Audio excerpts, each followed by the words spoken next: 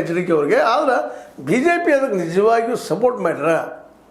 ಕುಮಾರಸ್ವಾಮಿಗಳಿಗೆ ಒಗ್ಗಟ್ಟಾಗಿ ನಿಂತರ ಈ ನಮ್ಮ ಎಚ್ ಡಿ ಕುಮಾರಸ್ವಾಮಿಗಳ ಹೋರಾಟ ಯಶಸ್ವಿ ಆಗ್ಬೋದು, ಡಿ ಕೆ ಅವರಿಗೆ ಶಾಕ್ ಟ್ರೀಟ್ಮೆಂಟ್ ಆಗ್ಬೋದು ಅಂತ ಒಂದು ದೂರದ ಲೆಕ್ಕಾಚಾರ.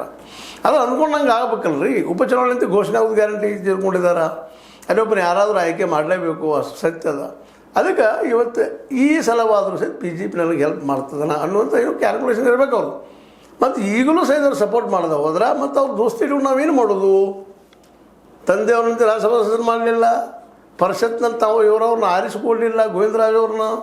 ಇವೆಲ್ಲ ಒಳಗೆ ನೋವುಗಳಿದ್ದಾವೆ. ಅದು ಅನ್ನುವಾಗಿಲ್ಲ, ಯಾಕಂದ್ರೆ ಮಿತ್ರತ್ವ ಉಳಿತದ.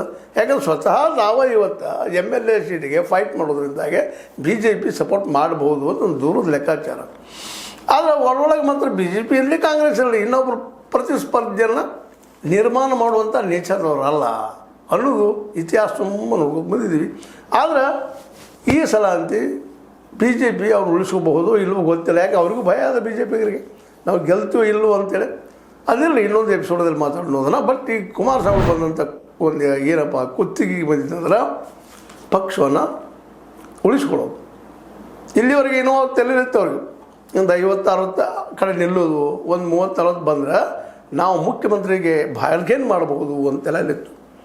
ಅದು ನಂತರದ ನಡೆದ ಘಟನೆಗಳೆಲ್ಲ ಉಲ್ಟಾ ಹೊಡೆದು ಬಿಟ್ಟಿದ್ದಾರೆ. ಅಂದಾಗೆ ಇವತ್ತು ಮೊದಲು ಪಕ್ಷ ಉಳಿಸ್ಕೊಂಡು ನಾವು ಆ ನಂತರ ಮುಂದಿನ ವಿಚಾರನೂ ಹಂತಕ್ಕೆ ಬಂದಿತ್ತಿದ್ದಾರೆ. ಅದಕ್ಕೆ ಪಕ್ಷ ಉಳಿಬೇಕಾದ್ರೆ ರಾಜ್ಯ ರಾಜಕಾರಣದಲ್ಲಿ ಉಳಿಬೇಕು.